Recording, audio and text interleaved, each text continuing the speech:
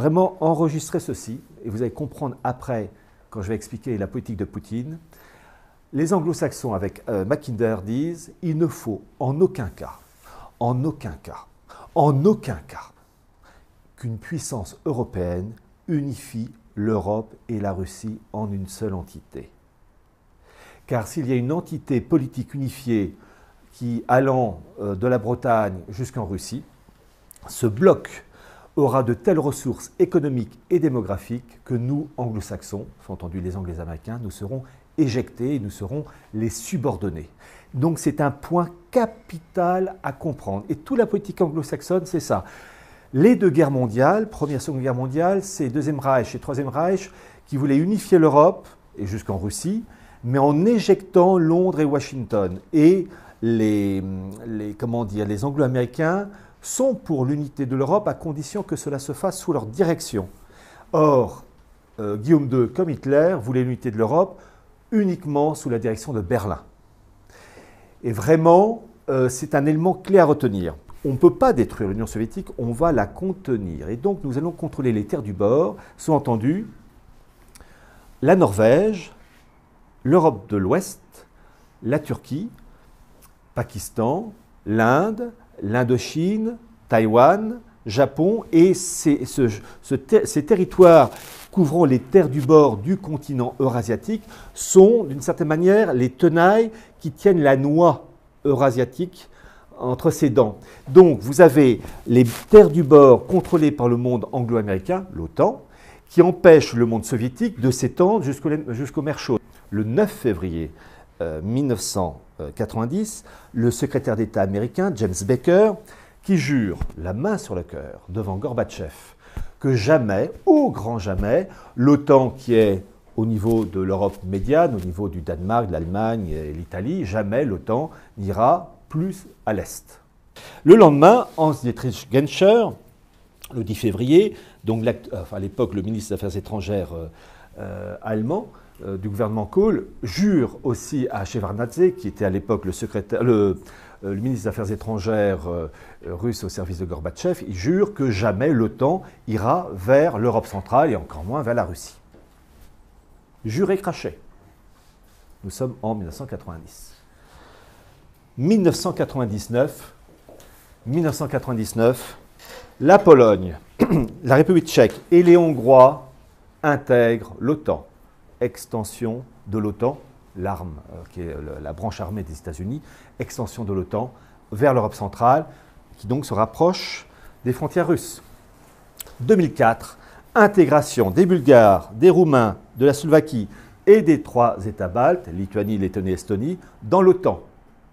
Donc là, c'est carrément l'OTAN devant les moustaches de l'ours russe.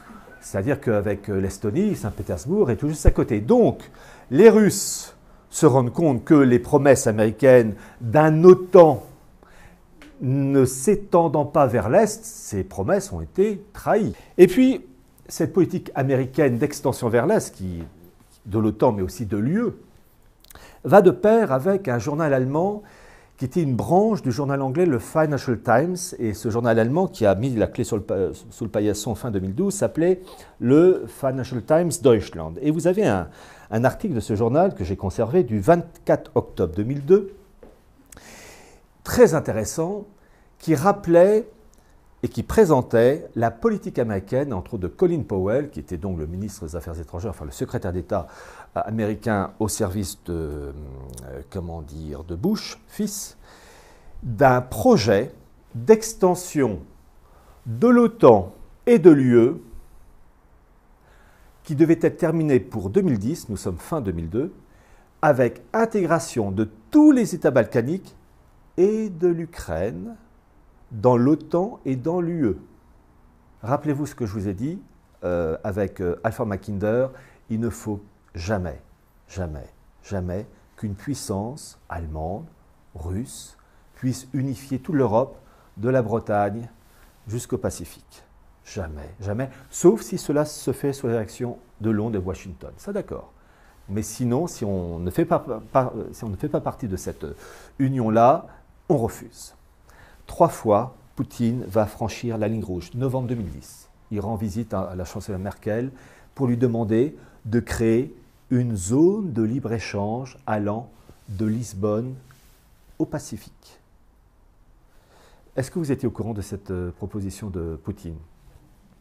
Et il va le faire une deuxième fois en juillet de 2012 devant le corps diplomatique russe à Moscou. Et vous avez, de la part de Poutine, sa volonté en juillet 2014 de mettre sur pied un comité d'experts afin de poser les premiers jalons à cette zone de libre-échange allant de Lisbonne au Pacifique. Et vous avez un de ses bras droits qui s'appelle Igor Chouvalov qui dit ceci, je cite, « Ceux qui critiquent l'Union économique eurasiatique et qui affirme que c'est un projet visant à faire renaître l'Union soviétique et à créer une hégémonie régionale se trompent. Sur le terrain, s'il y a un modèle qui inspire l'intégration économique eurasiatique, c'est l'Union européenne et non l'Union soviétique. » Et là, vraiment, Poutine, il a franchi le pas et la ligne rouge 3 fois, car dans cette histoire, cette volonté de mettre en place une union allant, une zone de libre-échange de Lisbonne au Pacifique, c'est éjecter le monde anglo-américain. Or, le monde anglo-américain veut mettre en place un marché transatlantique. L'Union européenne intégrée au bloc nord-américain. La proposition de Poutine fait que ce marché transatlantique passera à la trappe. Donc vous avez, en fait, comme dans le bouquin de 1984 Orwell, Océania et Eurasia, qui commence à se chercher des noises.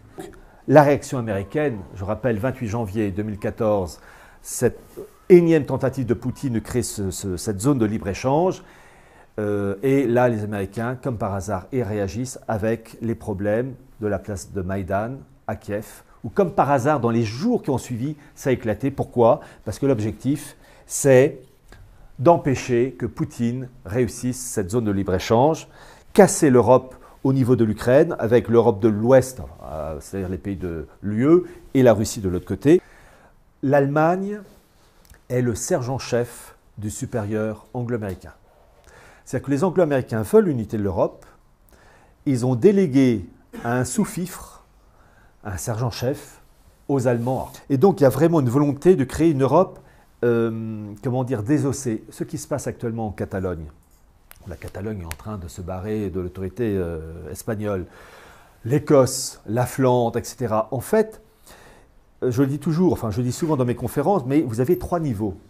L'Union européenne qui a de plus en plus de pouvoir, les régions qui ont de plus en plus de pouvoir, les États entre les deux vidés de leur pouvoir régalien, battre monnaie par exemple, et cette volonté d'éclatement des États est un projet voulu par les instances européennes, et je vais clore avec cette carte, et j'aurai besoin d'une personne pour montrer cette carte d'un institut européen, qui est l'Assemblée des régions d'Europe, qui est une carte qui date de 2002, qui est temporaire dans ce sens qu'il va y avoir des remaniements, mais c'est une photo qui a l'avantage de montrer que vraiment cette Europe éclatée, ça ne concerne pas uniquement l'Union européenne. Outre les pays de l'Union européenne, vous avez l'Ukraine, la Russie, les États du Caucase et la Turquie qui est déjà intégrée au projet.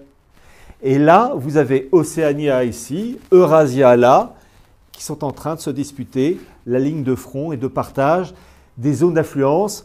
Voilà le gâteau, moi je veux ça, ah, je veux pas, moi je veux ça, ah, je veux pas, voilà.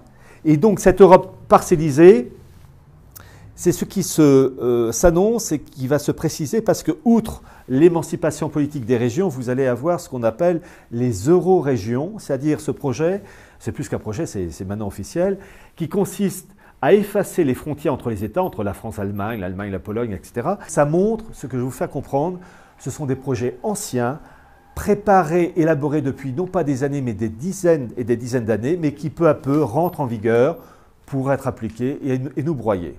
Voilà, fort de ces propos, j'espère que, pas trop vous flanquer de cauchemars, mais vous dire que la situation ne va pas aller en s'améliorant parce que nous sommes dans cette politique qu'on appelle le chaos contrôlé. Mais au moins, on sait à quelle sauce on sera mangé, et puis aussi psychologiquement, on sera peut-être plus solide pour supporter les épreuves qui, un jour ou l'autre, je ne sais pas quand, mais qui un jour ou l'autre s'abattront sur nous. Sur ce, je vous remercie de m'avoir écouté.